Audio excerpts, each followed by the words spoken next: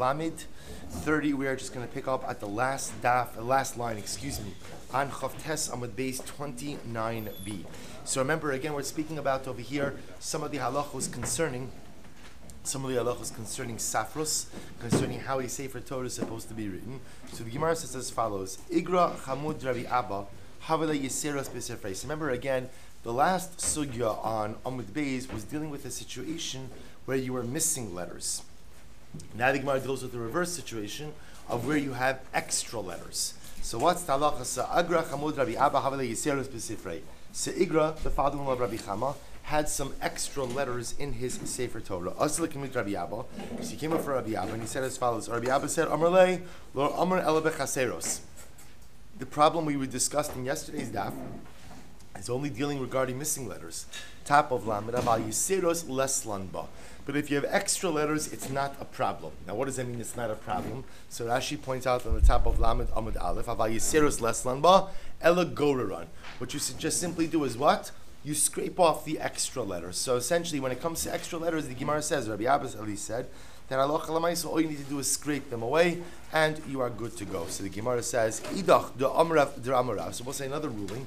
Rav said as follows: Hakosev Sefer Torah. It's actually quite a fascinating halacha. Hakosev Sefer Torah. If one goes in and writes a Sefer Torah, Uba Ligmar, and one wants to go, and now one is going to finish. So this is talking about the completion of a Sefer Torah. Gomer Afilu Be'emtza Hadaf. He can finish it even in the middle of the column. Now, daf, we'll see in this context, means a column.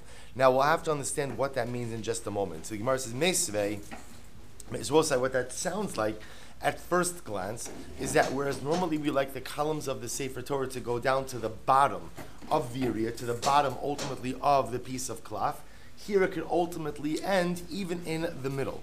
Meseis Maris Zakasha Hakosef Sefer Torah Ba Ligmar Lo Yigmar Be'emtza Hadaf. Yet the Brisa says as follows: if somebody is writing a Sefer Torah, you should not go ahead and finish it off in the middle of the column. Kiderech Shegomer B'Chumshin, in the way that you finish it off in a Chumash. Ella Mekatzer V'Holich Ad Sof Hadaf. Rather, what should you do? It's important to finish off the column. It's important that a Sefer Torah ends at the bottom of a column. So we'll say, here's the problem. What do you do if at the end of the day you're finished writing Le'enei Kol Yisrael already earlier in the column? So what do? Mekatzer v'holich ad sof adaf. So we'll say, if you notice again on the right side, Rashi says over here, Mekatzer hashitin v'holich ad sheyigmar Le'enei Kol Yisrael b'sof hadaf kazeh. Rashi gives a good picture. If you look at the picture in Rashi, so essentially Rashi says is you need to finish out a Sefer Torah on the bottom of a column. So if you realize that you're not going to make it to the bottom of the column, what do? You decrease the size of the line. So you could even have smaller lines. But the idea, according to Rashi, or according to the Brisa, is the Torah must end at the bottom of a column. So even if that means you have to decrease the size of the lines going down, that's what you need to do. Key, so the Gemara says, we have a stira, because at first Rav said that you could end off a column even in the middle of the line, which sounds like what? Which sounds like you can end in the middle of the line, even in the middle of the column. Now the Brisa seems to indicate, no, when writing the Sefer Torah, you need to finish at the bottom of the column. Even if you need to decrease the size of the lines going down, that's what you do to get to the bottom of the column. Ki ka'amar Rav, so the Gemara says, when did Rav say his ruling? Bichumashin. Rav was talking about the Chumash. Look at Rashi. Ki ka'amar Rav yigmar be'emtza hadaf. When Rav said that you could even finish in the middle of a column, he was talking about writing Chumashin. And I also understand that from in times of the Gemara, how are they writing Chumashim? How are they writing Chumashim? In scrolls. Everything is in scroll form. So when Rav said that you could finish off even in the middle of a column, he was talking about if you're writing a Chumash, meaning if you're writing one of the Chumashim in scroll form, the halachos concerning a Sefer Torah do not apply to the writing of the Chumash. Therefore, you could end off the Chumash even in the middle of a column. But when it comes to a Sefer Torah, it appears that even Rav would agree that what? You need to end it off at the bottom of the column. V'ha Sefer Torah ka'amar, but that's not what the Rav said. Rav's ruling was Hakol Sefer Torah, to which the Gemara says, V'ha Sefer Torah ka'amar, Bichumashin shall Sefer Torah. What Rav meant to say was what? Was that in a Chumash of a Sefer Torah, meaning in one of the Chumashim that is part of a Sefer Torah, you could end off in the middle of a column. But that Einachinami, in an actual Sefer Torah itself, you have to get to the bottom of the column. Ini, is that true? V'am Rabbi Shmuel Abba Amar Rav Gidol Amarav Le'enei Kol Yisrael Be'emtza Hadaf. You have to say another statement of Rav. Rav said, Le'inei Kol Yisrael, also remember again, Le'inei Kol Yisrael is the last pasuk in the Torah. L'chol hayada chazaka, u'l'chol hamora hagadol asher asa Moshe le'inei Kol Yisrael. Those are the last words of the Torah. So Rav says, Le'inei Kol Yisrael, be'emtza hadaf. You could put that even in the middle of a column. Now both say, middle of a column sounds like what? It sounds like middle of the column means they all say that you don't have to finish the column to the bottom. To which the Gemara says, no. Hahi be'emtza shita itmar. What Rav meant over there, Rabosai, is the last column of the Torah must reach the end. In other words, it must be a complete column. But what? It need not be a complete line. In other words, Rabosai, that you have to finish out the column, but le'enei kol Yisrael dafka ends in the middle of the line. Rabbanan Amri, af be'emtza shita. The Rabbanan say, you could even end it off in the middle of a line. In other words, that you have to finish out the paragraph, and it sounds like ideally, according to the Rabbanan, the really Le'inei Kol Yisrael should end where? Where should Le'inei Kol Yisrael be at the end of the Torah? Where should it be? Bottom of the column, where? End of the line. But the Rabbanan say if you don't get to the end of the line, but ultimately again you get to the middle of the last line, that's okay also. Rav Ashi Amar be'emtza shita dafka. We'll say this is amazing. Rav Ashi says no. Le'inei Kol Yisrael has to be at the bottom of the column, but what? Dafka, middle of the line. Dafka, middle of the line. And we'll say the hilchasa. I know this is like very halacha lamaisa. So what is the halacha? How do we write Sifrei Torah today? Be'emtza shita dafka. We'll say Shulchan Aruch in Yardei Paskin is like the shita of Rav Ashi. And therefore, again, if you look in a Sefer Torah, we complete the end of V'zos HaBracha at the end of a column. You have to make sure you reach the end of the column. But what I was saying, Le'nei Kol Yisrael is written dafka in the middle of the last line of the column. In other words, the line is not, the column itself is a complete column, but ultimately ends in the middle of the line. I will say, the Ben Yehoyada comments on this. He says, what's the pshat? The truth is, there's a lot. The Maharsha has a whole piece on this. What's the pshat? That we end Le'enei Kol Yisrael in the middle of the line. Right? There has to be a complete column, but middle of the line. We'll say, why middle of the line? Because we'll say it's an incredible metaphorical allusion to the idea that Torah is still ongoing. That there's still more to be learned, there's still more to be dashed. In other words, that it has to be a complete column, recognizing that the Torah Kedosha that the Ribono Shalom gave us was a completely intact Torah. But there's still space after Le'enei Kol Yisrael to tell us that what? There's still room for our own growth. There's still room for our own chidushim. There's still what to be mosif. Not to be mosif, not to add on to the mitzvahs, not to add on ultimately again to the core of what HaKadosh Baruch Hu gave us. That's complete. That's intact. But there's still room for our own growth. There's still room for our own evolution. There's still room for our own osafas. Incredible idea. Amar Rabbi Yoshua bar Abba, Amar Rav Gidl, Amar Rav. Shmona Psukei Rabbi said this is such a moving Gemara. So Rabbi Yoshua bar Abba says the name of Gidl, says the name of Rav. Both say the common denominator are going to, these are all statements of Rav. Shmona Psukim Shabbat Torah, both say the last 8 Psukim in the Torah, Yochid Kore Osam Abeis HaKnesses. Ultimately, again, I will say the last 8 Psukim in the Torah, we do not divide it up amongst 2 aliyos. In other words, we must remember again, halacha l'maisa, so the minimum number of psukim for an aliyah is 3. So technically speaking, you could go ahead and have the last 3 psukim be their own aliyah. Rav says no, we do not divide up the last 8 psukim. They are always read as a unit. Rashi says, Yochid Kore Osam, Adam Echad Koran Bein Mafsik Bein Sayim Kedei Lamod Achar V'Likros. You read them as a unit. Kiman. So we'll say, whose opinion does this not reflect? The local Rabbi Shimon. Because what does Rabbi Shimon say? Disanya, Vayama Shamosha Eved Hashem. So we'll say, here's what's intriguing about the last couple of psukim. Ultimately, again, in Parshas V'zos HaBracha. The pasuk says, Vayama Shamosha Eved Hashem Be'eretz Moav Al Pi Hashem.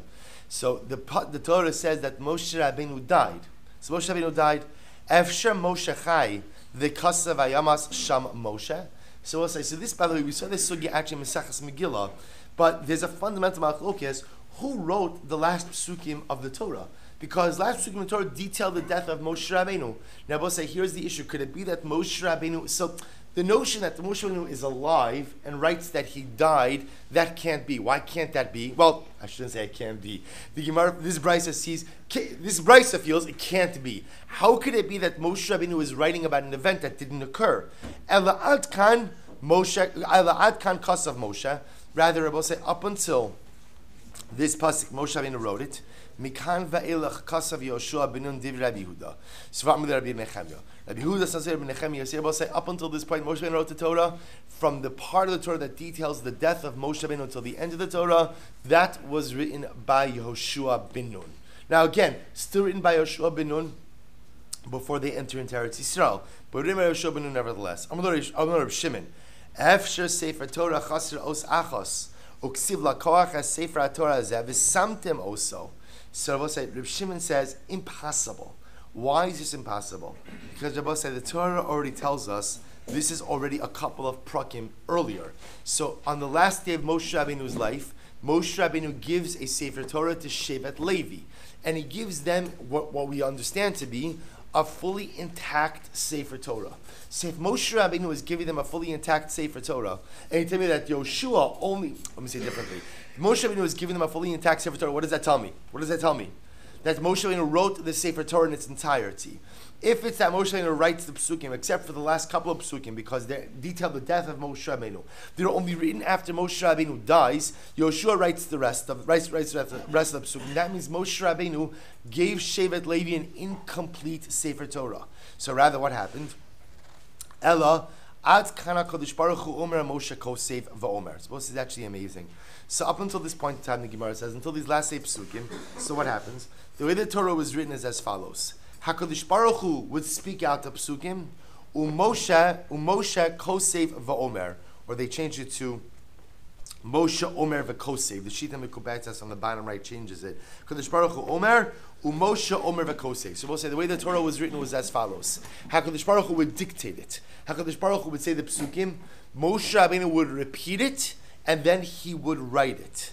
For the last number of psukim, Mikan ve'elach, Rabbi said for the last 8 psukim in the Torah, HaKadosh Baruch Hu Omer, God would dictate them, Moshe kosev bedema. Rabbi say so profound. Moshe Rabbeinu would write them with tears. Moshe Rabbeinu wrote the psukim detailing his own death and the aftermath of his death in tears. Now, what does this mean? Take a look at Rashi. Rashi says, HaKadosh Baruch Hu Omer, Moshe Omer Acharov, so it's actually quite an amazing idea. The idea is that HaKadosh Baruch Hu said the pasuk, Moshe Rabbeinu repeated it, and only after he repeated it would he write it. The idea being, which Rabbi is actually a din in Safros as well, to say the pasuk first and then to write it down, so that a person can be sure ultimately, the sofer can be sure that it's correct. Mikan ve'ilach, the last psukim in the Torah, Moshe kosev bedema, v'lo haya omer acharav mirov tsa'aro. So we'll say Moshe Rabbeinu would write it. Now, what's interesting is as follows. Now, the point the Gemara is trying to make over here is that Kadosh Baruch Hu said the psukim, but what happened? Moshe Rabbeinu didn't repeat them. Why didn't Moshe Rabbeinu repeat these psukim? Because they were too painful. Now, he wrote them in tears. Now, there's a big machlokes here, what it means he wrote them in tears. So some explain that literally, again, as opposed to ink, Moshe Rabbeinu wrote the last psukim in tears. Others explain, no, he wrote them in ink, but ultimately, again, he was crying as he wrote them. So we'll say, either way, the point over here is, even those last psukim detailing the death of Moshe Rabbeinu were written by Moshe Rabbeinu himself. But because they were written in a different form, what I mean by a different form? That whereas the rest of the Torah, HaKadosh Baruch Hu spoke it out, Moshe Rabbeinu repeated it, and then Moshe Rabbeinu wrote it. These psukim, HaKadosh Baruch Hu spoke it out, Moshe Rabbeinu did not repeat it, and he wrote it again either actually with his tears or he wrote it in a tearful state. But either way, because these psukim were written in the Torah in a different way, therefore what? They're looked at as a cohesive unit, and therefore you may not go ahead and divide them up amongst multiple aliyos.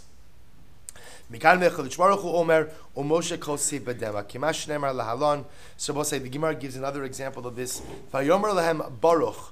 So the Gemara is quoting the pasuk from Yirmiyahu. Vayomer lam Baruch. Baruch said to him, so who was Baruch? Baruch was the sofer of Yirmiyahu Hanavi. Vayomer lam Baruch, mi piv yikra Elias kol advarim ha'ila Vani kosev ala sefer badio. So Baruch is telling over that when Yirmiyahu told him to record the prophecies of destruction, normally when Baruch would get something from Yirmiyahu to record, Yirmiyahu would say it, Baruch would repeat it, and then Baruch would commit it to writing.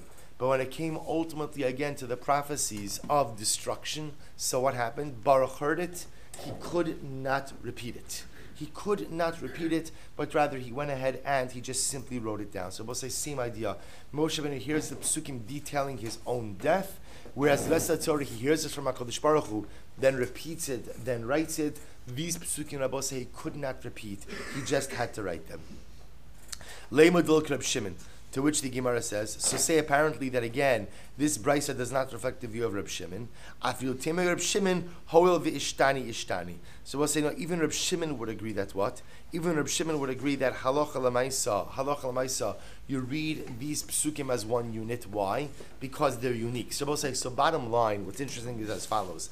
Apparently everyone will agree with the concept that we do not break apart or we do not divide up the last 8 psukim in the Torah. Rather, they are to be read as a unit. Why? Because everyone agrees that they are unique, separate, and distinct from the rest of the Torah. Now, why they're unique, separate, and distinct is a machlokes. According to one opinion, it's because Yehoshua wrote them.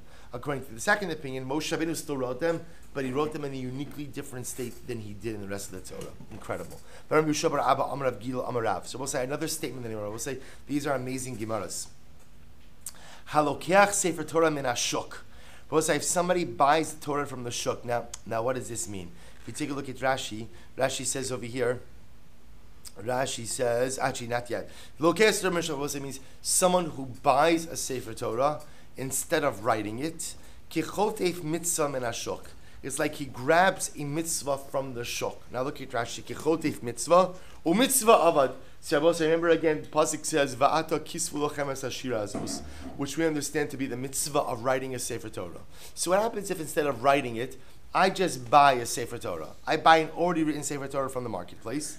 So the Gemara says over here, Rashi says, Kichotev mitzvah. It's like I grabbed the mitzvah, u mitzvah of it. Certainly I've done a mitzvah by purchasing a Sefer Torah. However, aval ikasav have a mitzvah yisera tfei. If I write it to myself, rather than when I say write it myself, I'll say write it to yourself doesn't literally have to mean write it to yourself. Rather, what does it mean? It means you commission a sofer to be your own shaliach. That obviously is a higher mitzvah. However, again, kasvu ma. Well, listen to this. Kasvu ma'ala alav akasav ki ilu kibla mehar Sinai. Supposed to listen to this. If you write the Sefer Torah, it's as if you received it yourself from Har Sinai. In other words, that when you write a Sefer Torah, mamish, you're involved in Torah in such a beautifully intimate way that it's as if you've received it from Har Sinai itself. So I was thinking about this last night. So I was learning this Gemara. So what we have over here is if you buy the Sefer Torah from the shuk, so again, you get the mitzvah, but you get the mitzvah. If you write it yourself, it's as if what? You received it from Har Sinai. Rabbi saying, if by writing it, it's as if you received it from Har Sinai, imagine the schar you get for learning it. Writing it is wonderful, right? Buying it is wonderful. Those are all great. But I will say the truth is, it doesn't take all that much mesiras nefesh, meaning it takes mesiras kaspi, right? It's a financial investment to go ahead and write the Sefer Torah. I will say, but the truth is, it's no skin off my back, right? I'm not the one going to the mikveh before every single Shem Hashem, right? I'm not the one who's going ahead and sweating. Where is the column going to end up? It's a financial investment. So we'll say, if with the financial investment, it's as if I received it from Har Sinai. Imagine if one is Amel. Imagine if one exerts himself to learn Torah. Then again, imagine what it's like. I don't know what it's like because I don't know what's higher than receiving it from Har Sinai. But if by buying a Sefer Torah, it's like I received it from Har Sinai, when I learn it, who could imagine that incredible schar? So the Gemara goes like to Amar Rav Sheshes. Rav Sheshes says as follows: Imigia, if you bought a Sefer Torah, and you fixed even one letter, afilu os achos, ma'ala alava kasav kilu kasvo. So this is actually another interesting halacha. So if you buy a Sefer Torah that requires fixing, and you fix even one letter, it's as if you wrote the Sefer yourself. So again, we see over here the mile of going in and even fixing a Sefer is as if you wrote the entire Sefer. Tan Rabbanon, Osa Adam Yiriya. So we'll say now the Gemara is going to get into some of the halachos concerning the actual Sefer itself. So Tan Rabbanon. Osa adam yireh mibas shalosh dapin va'ad bas shmona dapin. So, here's the interesting halacha. Yireh refers to one piece of parchment. So now the shaila is, how many columns should you put on one piece of parchment? So a person could go ahead, so a person should make yiriyah, one piece of, literally a sheet of parchment, mibas shlosha dapin va'ad bas shmona dapin. So both say you could put between 3 and 8 columns. 3 and 8 columns. So both say it's interesting halacha. So in other words, not less than 3, not more than 8. Pochos mikan v'yesa kein lo yasa. You shouldn't make any less than 3 and no more than 8. V'lo yarbe bedapin mipnei shnei kirger. So you shouldn't put more than 8 columns. Why? Because then it no longer looks like a sefer, but instead what? Begins to look like an igeres. Begins to look like a letter. And as Sefer Torah said, this is just a stylistic issue between an igeres and a letter. An igeres, which makes sense, on a letter, you try to get as much as you can on a piece of parchment, versus a sefer is written much more spaced out. So if you put more than 8 columns, it no longer looks like a sefer, it looks like an igeres. V'lo yimar pei Rabbi says, interesting, you shouldn't make less than 3 columns. Why? Because Rabbi says, see, the assumption is, if you make less than 3 columns, then what's going to happen? The columns are going to be much wider. The problem is for the Baal Koreh, if the columns are too wide, then what happens? You just lose your space. Eina Meshotetos literally means your eyes wander. So the idea is you want the columns to be somewhat narrower so that the Baal Koreh is able to keep concentration on the columns. Ela Kigon, this is actually very interesting. Lish Mishpachoseyem, Limishpachoseyem, Limishpachoseyem Gimel Pamim. Rather, the Gemara says as follows. Do you know what a good width of a column is the amount of space that you would have if you were to write the word Lemishpachosem 3 times. That's a good column width, right? That word 3 times in a column, that's good column width. Gimel Pamim. Nizdamar Yiriya Bas Teisha Dapim. So we'll say, so what happens if you got a sheet? So let's say a sofa wrote a sheet that is 9 columns long. So again, 1 column more than what? Than the really permitted amount. So what should you do? So Lo Yachlok Shalosh Lakan. So we'll say, so now you want to say to yourself, well, look, I'm going to split it up. Now what I'm going to do is I'm going to cut that piece of parchment into 2. So we'll say, meaning that's not a problem. So what am I going to do? I'm going to put one piece of parchment as 3 columns, 1 piece of parchment as 6 columns, and that works perfectly fine. The Gemara says, no, don't split it up like that. Rather, ela arba lakan v'chamesh lakan. Better to do a 4-5 split than to make a 3-6 split. When is this true? B'tchilas ha-sefer. We'll say this is true only with the beginning of the sefer. We're going to define what this means in just a moment. Aval b'sof ha-sefer, but we'll say at the end of the chumash, afilu pasuk echad va'afilu daf echad. You can even put the last pasuk even in 1 column. And we'll say, now what does that mean? Pasuk echad sakadayitcha. We'll say, so what that sounds like, by the way, is that you could even put the last pasuk in the Torah, as what we'll say, even as 1 column. In other words, to finish off the last column of the Torah, I could even go ahead and space the last pasuk as 1 column. In other words, like 1 word on a line. What does that mean? Pasuk echad sakadayitcha. You literally mean 1 pasuk into 1 column. Ela ima pasuk echad b'daf echad. Rather, Rabbi say what it means is that even halacha l'maisa, if the sofer wants to go ahead and write, look at Rashi for just a moment. Afilu daf ela ima pasuk echad b'daf echad imrotze ya'aseh daf katzar min teva achas b'shita achas kedei sheyigmar b'sof hadaf. So remember again, what we just got. See, this is like a merging of the 2 halachos. What did we just say? That ultimately, again, the last pasuk in the Torah has to end on the bottom of a column. Meaning the Torah has to end off the bottom of a column. But what? And then we also saw that it has to end in the middle of the line. So we'll say, so what happens if halacha l'maisa, just based on the spacing, it's not working out that way? So the Gemara seems to say that halacha l'maisa, you could even go ahead and write the last pasuk of the Torah as its own column.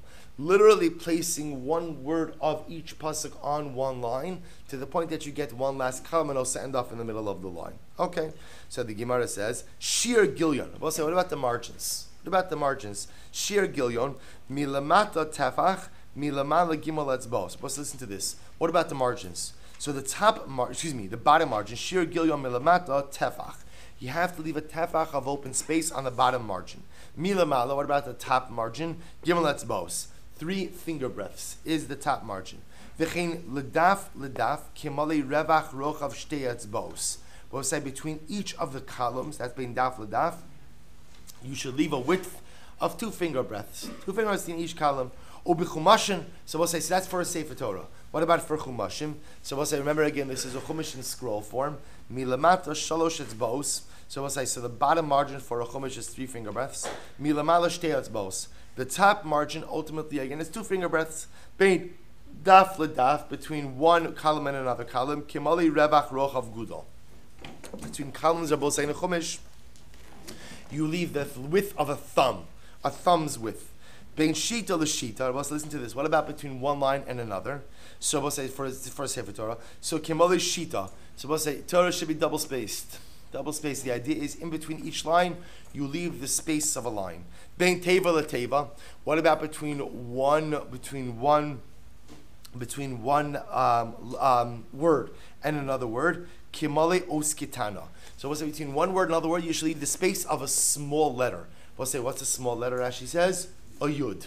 A yud. There should be at least a space of a yud in between each word. Excuse me. Bein tevota means between each word. Kimali os kitana. Bein os laos. What about between each letter? Kimali chutasayra. We'll say, what does that mean? So literally it means like a hair's breadth. The idea is that there just has to be a discernible difference between one letter and the next. So between words, there has to be at least the space of a yud.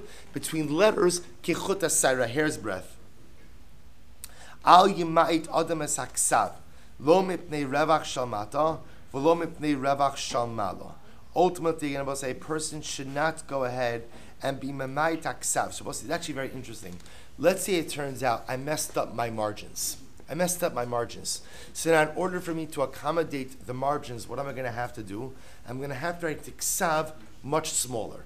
So the Gemara says, if it's a choice between making good-sized ksav or maintaining the margins, eat into the margins. In other words, I will say that the margins that we discussed earlier are the lechatchila, but if you make smaller margins, your Sefer Torah is still kosher. So better to make good-sized ksav and smaller margins than normal-sized margins and smaller ksav. So the Gemara says, don't go ahead and minimize the size of the print in order to maintain the lower margins or the upper margins. Sin again, I will say, better to have good sized ksav, even if what? You don't have as much space in between the lines. Similarly again, even if you have less space in between each of the parshios, in other words, each of the columns. So again, it's very important. So this is actually important to understand that the halachos that we just said regarding the margins are lechatchila halachos. Same thing between the spacing between lines. What happens if for some reason you didn't maintain that spacing? What's the halacha?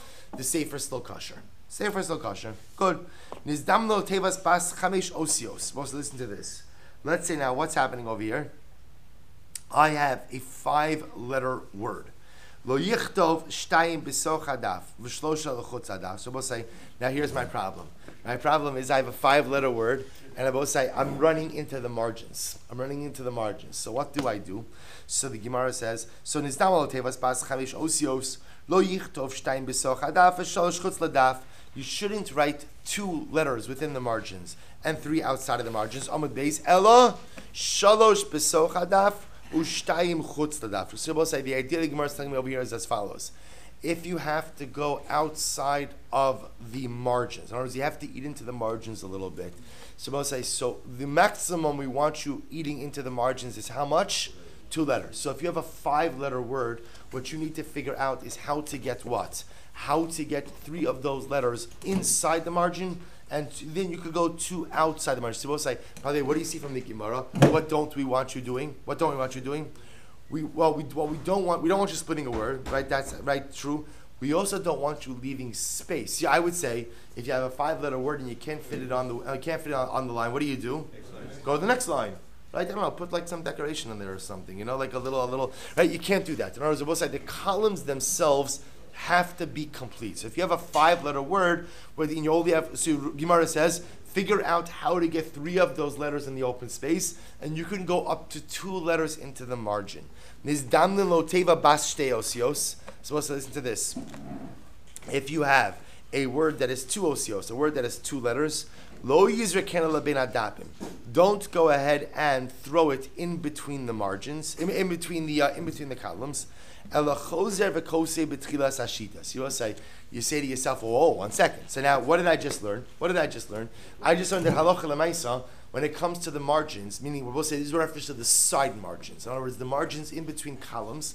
Now, what did I just learn? I just learned that halacha l'maisa, I can go up to 2 letters into the margins. Great. So we'll say, so we started out with the case of where I have a 5-letter word. So the Gemara now tells me, get 3 of those letters in the margin, you can go 2 letters outside of the margin. I figured now I happen to have a 2-letter word. I'm going to chaperai. What am I going to do? I'm going to use some margin space. And the Gemara says, no, that you can't do. In other words, a 2-letter word, I will say, you can't chaperai with the margins. Put that on the next line. Put it on the next line. Also listen to this. Hatoah b'shem. Wow. Let's say hatoah b'shem. This is very halacha l'maisa. Hatoah b'shem. We make mistakes b'shem all the time, right? We make mistakes with the Rebbe Shalom all the time. This is actually talking about hatoah b'shem. Someone literally makes a mistake in writing the Shem Hashem. And I was saying, actually, in this case, what ended up happening over here is I forgot to write the name of HaKadosh Baruch Hu in the Sefer Torah. I will say, Maisim b'chol yom. Right? Maisim b'chol yom. I forget to put HaKadosh Baruch Hu in my life. I forget to put him in my Sefer Torah. I forgot. I'm writing the Sefer. It's beautiful. I'm following all the halachos. Only one detail, which is what I will say. I forgot to put the Shem Hashem. How often does that happen to us? I've got all the details right. Only one minor detail. I forgot to put the Ribono Shel Olam in my Sefer Torah. I've got everything else down pat. I just forgot HaKadosh Baruch Hu. Satoah b'shem. So we'll say, now what do I do? So of course, we're big shots. What do you do? Of course, just write it again. That's fine because we're not the sofer. Right? So, what do you do? Listen to this. Satoah b'shem. Gorer es mashakazav. V'tola es mashagaror. V'kosev es Hashem amakom hagrar div Rabbi Yehuda. Rabbi Yehuda advanced a very interesting shita. Rabbi Yehuda says, here's what you do. Now we'll say, the wording over here is going to be very important. Gorer es mashakazav. We'll say, now gorer means what? Gorer means literally scrape off. Now we'll say, if you ever look at a Sefer Torah, it's parchment. Parchment actually has a couple of layers. Even the parchments that we use today, which is very refined parchments, technically speaking, what you could do is not just erase the ksav, but you could scrape it off the parchment, which effectively means is you're removing a layer of parchments, making room for, that's called grira, that's called gorer. Scrape off the pasuk that you wrote, and what do? In that space, write the Shem Hashem. We'll say, here's the problem. What's the problem? What about the other stuff that has to be written? Rabbi Yehuda suggests, Tola es mashagar v'kosev es Hashem. So Rabbi Yehuda suggests as follows. He says, Rashi says, Tola magia ben ashitin. So Rabbi Yehuda's suggestion is, put the Shem Hashem on the line. What about the rest of the word? So we'll say, here's the problem. The problem is I wrote a pasuk. Now I have to erase the pasuk. I have to get in there the Shem Hashem. Which by definition means what? There's not going to be room for the other letters, the other words that were supposed to go there. No problem. What do? Put it in between the lines. Because remember, how does the Sefer Torah look, Rabbi? Say there's a space in between each line. No problem. Or erase the phrase, put in the Shem Hashem. What about the other letters, the other words? Put them in between the lines. Rabbi say, now by the way, this is also a different discussion, which we'll touch on about writing psukim out of order, which we're not going to get into now. But the idea is erase the pasuk, put in the Shem Hashem on the actual line, and then put the other words wherever you have to put them, even if it means putting them in between lines. These are Rabbi Yehuda. Rabbi Yossi says, Af tolen es Hashem. Rabbi Yossi says, no, the truth is, you could actually put the Shem Hashem in between the lines. So we'll say, this is actually amazing. Rabbi Yehuda is saying, you could put a lot of words in between the lines. The one thing you can't put in between the lines, I will say, is what? Is the name of HaKadosh Baruch Hu. Rabbi Yossi says, yes, you can. You could put HaKadosh Baruch Hu wherever you find place for him. You could even go ahead and put him in between the lines. I will say, by the way, there's a lot to say to this, even in the realm of tshuva as well. Right? In other words, we're all trying to figure out how to put HaKadosh Baruch Hu back in our lines. Right? Rabbi Yehuda says, sometimes you have to erase the stuff that you've written in order to go ahead and make room for the Shem Hashem. Rabbi Yossi says, no, it's not true. The Ribono Shel Olam is mevater on his covet. It's okay. He doesn't stand on ceremony.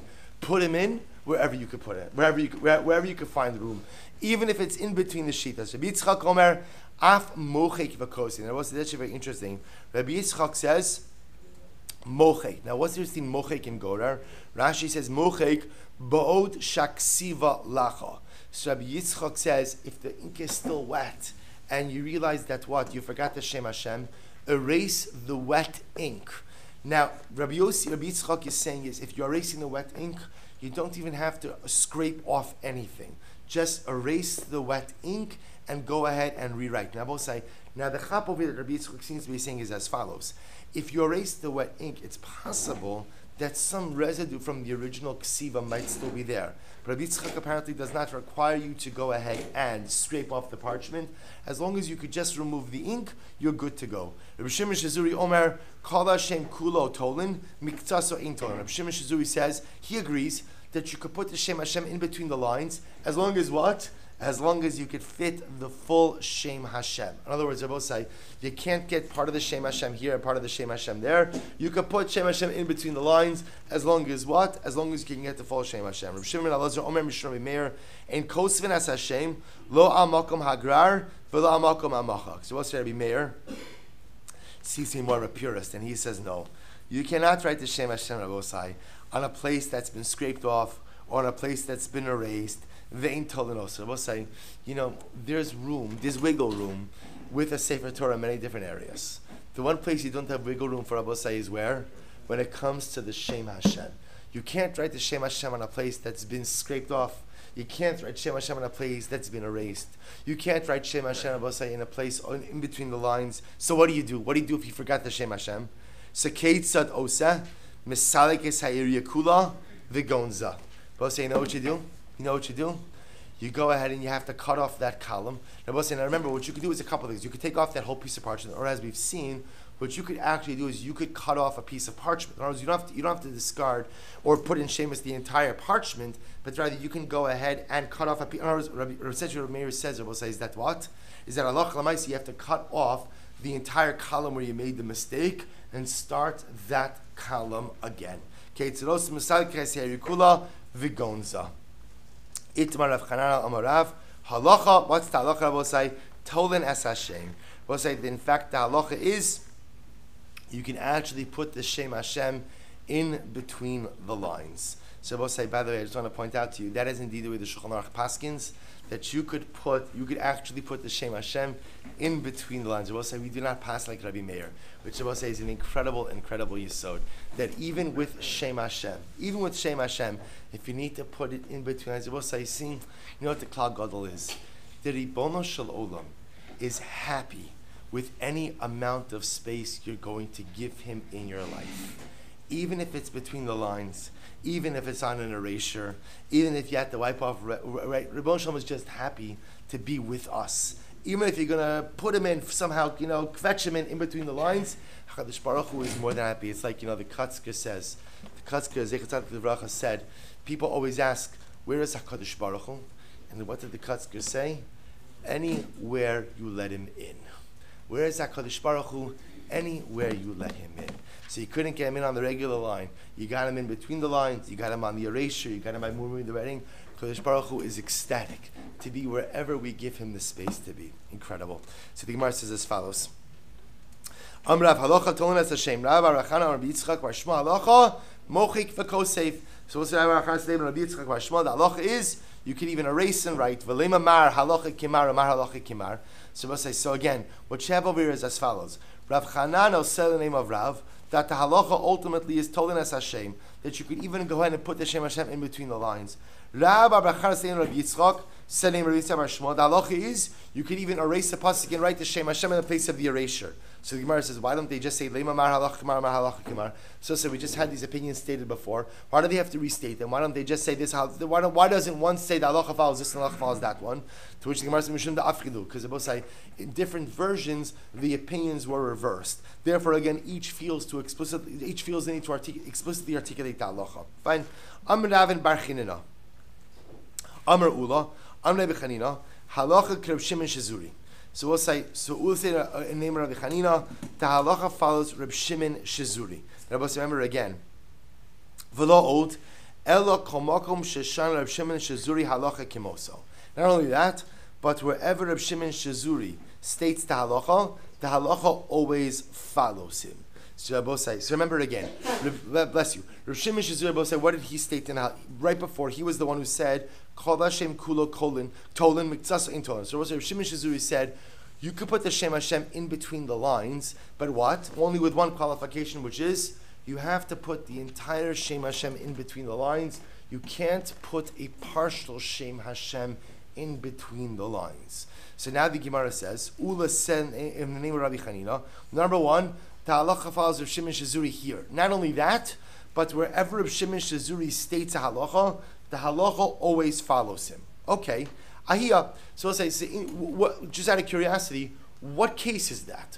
What case does Rav Shimon Shizuri weigh in on that halacha follows? So we'll say this is amazing. Ilei maybe you're going to say as follows: Rav Shimon Shizuri Omer, Kol Hashem Kulo Tolin, Kol Hashem Kulo Tolin Miktsasa Ein Tolin. So we'll say, if you want to say that, it's what we just said before. Rav Shimon Shizuri said that in general you could put the entire Shem Hashem in between lines, but you can't go ahead and put a partial name in between the lines.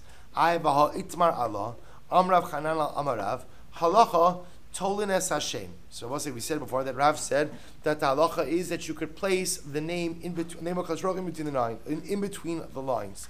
The Rabbi Bar Chana Amarav Yitzchak Bar Shmuel halacha mochik v'kosef. And Rabbi Bar Chana Bar Shmuel, the halacha is you can even erase a pasuk and write the Shem Hashem in the place of the erasure. V'im Yisa, the Rabbi say if the halacha indeed follows Rav Shimon ben Shizuri, hu nami lema, why don't they add his name also into the mix over here? Ella aha. Rather, it must be that when we say the halacha follows Rav Shimon Shizuri, it must be in the following case. Rav Shimon Shizuri Omer. Well, this is actually a very interesting halacha. Afilu ben chamish shanim v'chorish basada shchitas ima mataraso. So both say this, we're going to get to this halacha in Maseches Chulin, which is an incredibly, dramatically amazing halacha. The halacha of ben pakua. Both say the halacha of ben pakua says as follows: if you shecht an animal, and let's say it's a mother, right? And the mother is pregnant. The halacha is that the uber is nitar b'shchitas imo. The child, meaning the baby, is permitted ultimately again with the shchita. We'll say to the point that what? Let's say you shech the mother, you open her up, and what happens? The little baby jumps out and starts running around. The halacha is you could go over to that baby animal, take a bite out of it. I'm not suggesting it, but I'm just saying technically it's mutter. It's mutter. Why? Because that animal that was shechted while it was in utero is considered to be shechted already, and considered to be already dead, already shechted. Not only that, the Gemara says, even if the baby grows up, Baruch Hashem, it's 5 years old, is plowing in the field. Now, why does the Gemara give the example of plowing in the field? Plowing in the field tells you what? That it's healthy. It's healthy. It's robust. Even so, what's the halacha? Shchita simataraso. At any point in time that you want, you can go over to the animal, take a bite out of it. Right? Anytime you want, meaning I was supposed to say that it's shechted already. It's considered to be shechted. So ha'itmar, we said about this. Z'iri amar Rabbi Chanina halacha Rav Shimon Shizuri. Ultimately, again, that the halacha follows Rav Shimon Shizuri. Ultimately, again, so says the Gemara, v'im isa nami lema. So we'll say, if that's the case, then again, why isn't this explicitly articulated? Look at Rashi for just a moment. Why don't we say before, v'lema Rabbi Yitzchak halacha, so the Gemara says, v'im isa, Rashi says, hu nami nema, hach milsasim b'shchitas chulin b'hadi zira. So we'll say, why isn't this explicitly stated over there by chulin as well? El lahar, we'll say, in other words, remember, we're trying to figure out over here. The Gemara said, Ula said, and then Rabbi Chanina, that wherever Rav Shimon Shizuri is stated, the halacha always follows him. We're trying to figure out the cases where Rav Shimon Shizuri paskins halacha, but then we're trying to always figure out why the Gemara does not explicitly state in the particular place that the halacha follows Rav Shimon Shizuri. So we're trying to find the case to which the Gemara referred to. Ela aha. Rather, it must be referring to the following case. Well, it's another interesting case. Barishona hayu omrim. In the beginning, they used to say hayotzi bekolar. Both say someone who's being taken out to be executed. V'amar kisvu get leishti, and he cried out as he's being taken to the gallows. Write a get for my wife. They're both saying there's only one problem with this case: is what should he have said? Based, remember from our Gittin days, he should have said kisvu utenu. He should have, because remember that's the halacha. Write and give. Now he didn't. He just said kisvu. But what's the halacha? Hari elu yichtevu v'yitnu. Ultimately, again, we write the get and we give the get on his zafar. Because why didn't he say tenu? We assume that what? We assume that it's just a bit preoccupied, right, preoccupied, and therefore again he just did not articulate the command as it should have been. But we understand what his das was. We understand that his das was obviously to have it get written and given ultimately to his wife. Chazul Omar, they went back to say, Af ha-mefarish hayotzi b'shayara. We'll say even someone who goes out, somebody going out with a caravan, they're going on a long journey. Rabbi Shimon Shizuri Omer, Af ha-mesukan. We'll say even someone who's deathly ill. In all of these cases, we'll say what we say, that these are all considered to be life-threatening situations. If a person just said kisvu get leishti, but what? Did not write tenu, we understand that he really meant what? He really meant tenu as well, and therefore halacha l'maisa, we write it and we give it. Afa masukan. Inami. So the Gemara says, Inami aha. Or maybe it's also referring to the following case where Rosh Shimon Shazuri, he weighed in on the discussion. Chumas Meister shall demai. So we'll say, so Chumas Meister of demai. Remember again, demai ultimately again is produce of an ama oretz. So there's a suffix in general if we could assume that the produce of an ama oretz is considered to be tithed or not. Now the reality is, we make the general assumption that most amaratzim do in fact tithe their produce, but because there are some who do not, we call their produce demai. Demai literally is a contraction of two words, da-mai. What is this? Is it tithed or not? Therefore, again, the Rabbanan where goes there, that you have to re-tithe the produce of an amaretz. I'm both saying now in this case over here, you have the Trumas Meiser, ultimately again of demai. Shechazol L'Mkoma. I will say Shechazol L'Mkoma means I was able to go back and ask the Amaretz, did you tithe the produce or not? And the Amaretz says, yes, I did. Rav Shimon Shizuri Omer Af Bechol Sholov Ochla Apiv. The Rabbi said, now generally, we're makil with Demai ultimately on Shabbos. Because Shabbos you're not allowed to tithe, can't take Trumas and Meisers. So if you're stuck and you have Demai, we allow you to assume that ultimately, again, it was tithe. Rav Shimon Shizuri says that Rabbi say if you went back and you asked the Amma Aretz if he tithe, and now you have Trumas Meiser of Demai, and the Amma Aretz says yes, you could rely on his word even if it's not Shabbos. I v'ha itmar ala Amar Rabbi Yochanan halacha Rav Shimon Shizuri b'mesukan or b'Trumas Meiser shel Demai. And Rabbi Yochanan said that Allah Rav Shimon Shizuri both say both of these cases mesukan, namely if a man is deathly ill and he says what kisvu get leishti, but he fails to say Tnu, we count it as if he said Tnu. And they both say when it comes to Trumas Meiser of Demai, that you ask the Amma Aretz B'chol, even on a weekday, that you can rely on his word. Vim Isa Ha Nami Lema. So both say, why does, if it's true that Allah always follows Rabbi Shimon Shizuri, then why doesn't the Gemara explicitly say that what? That the halacha follows him? Ela aha. Rather, it must be referred to the following case. Rabbi Yossi ben Kippur Omer, Mishum Shimon Shizuri. Let's listen to this. Pul ha-mitzri. Rabbi say, you're not going to believe this. You're not going to believe this. You're not going to believe this. Pul ha-mitzri. Shezaru lezera. Rabbi say, listen to this. You took pul ha-mitzri. Pul ha-mitzri is what Rabbi say? Rashi says, min kitnis. It's a type of legume. Some type of lentil, some type of legume. What happened? Rabbi say, hishrish lifnei Rosh Hashanah. Rabbi say, what are the odds? Of having a Rosh Hashanah sugi? It's been Menachos, it's been Zvachim, right? Mamish, Erev Rosh Hashanah, to have a Rosh Hashanah sugi. I will say, sometimes you wonder to yourself, I've been told that it's happened that a couple of people have said to themselves when at the Daf Yomi Shir, what am I doing here?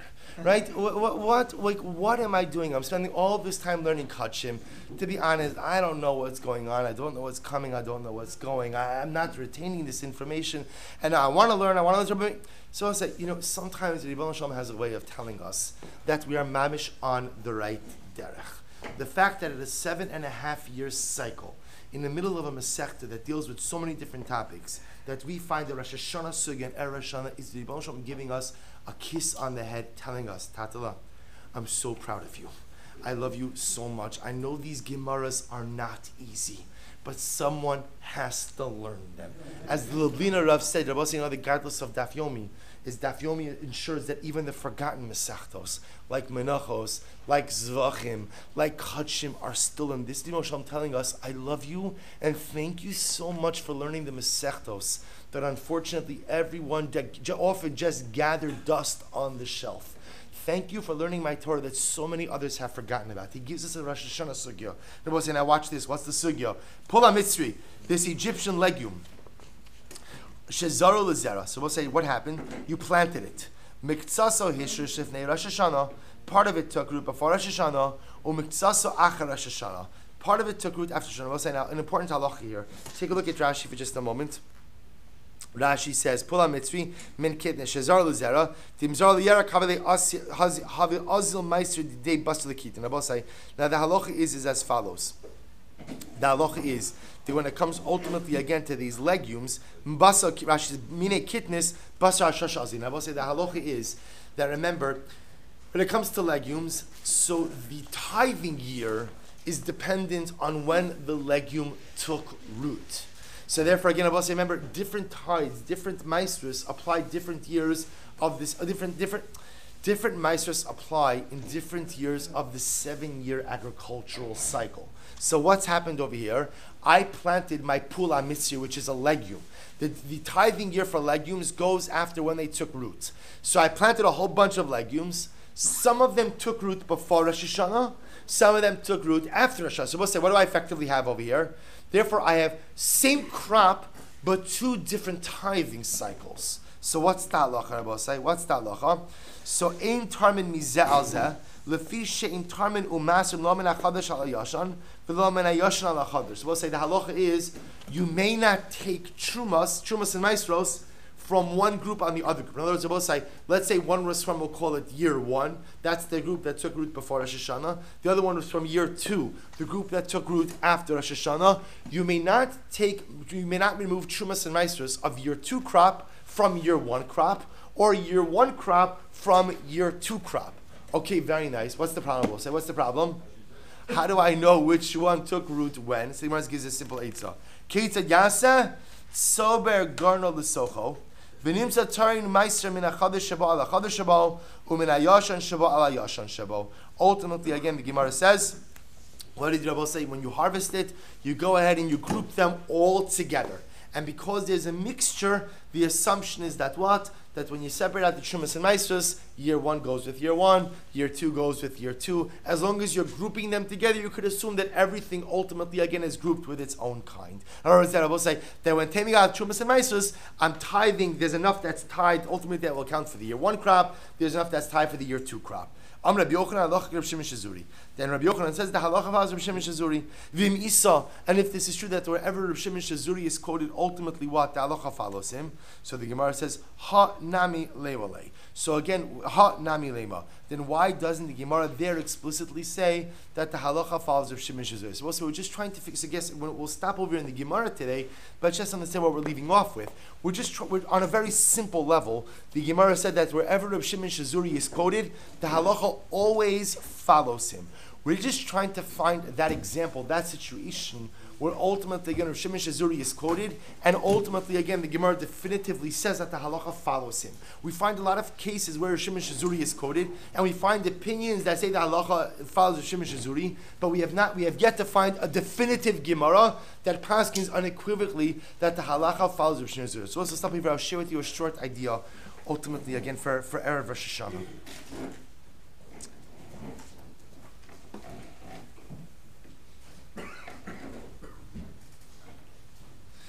So I came across a beautiful idea by the Shla.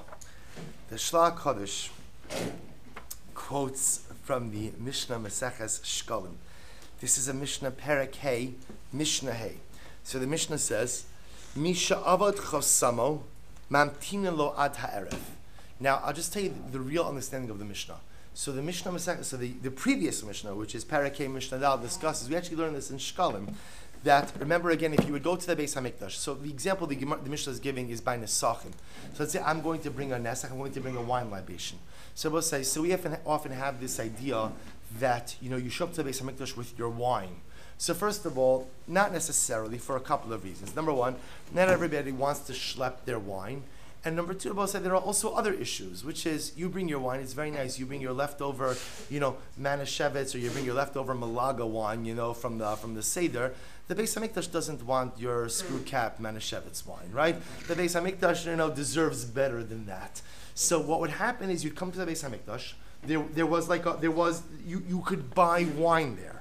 So the way it worked is you gave your money into someone, into one of the Gizbarim. That person gave you literally a chosam.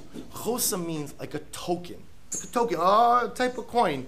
You would then go to the guy who was in charge of Nesachim. You would give him your token, and he would give you the Nesachim. So the Mishnah describes that at the end of the day, they would make all kinds of accountings. They would measure up the amount of money that came in versus the tokens that came in. So the Mishnah says as follows: what happens if somebody lost his token? So I go to the Gizbar, right? I tell him, listen, I lost my token. Can you please, I'm an honest guy. I'm not chassan, I wouldn't make this up. So can you please give me my nesach? So what do they tell me in the Beis HaMikdash? What do they say? So I'm sorry, not that we don't believe you, but, right? What's the but? The but is you have to wait till the evening.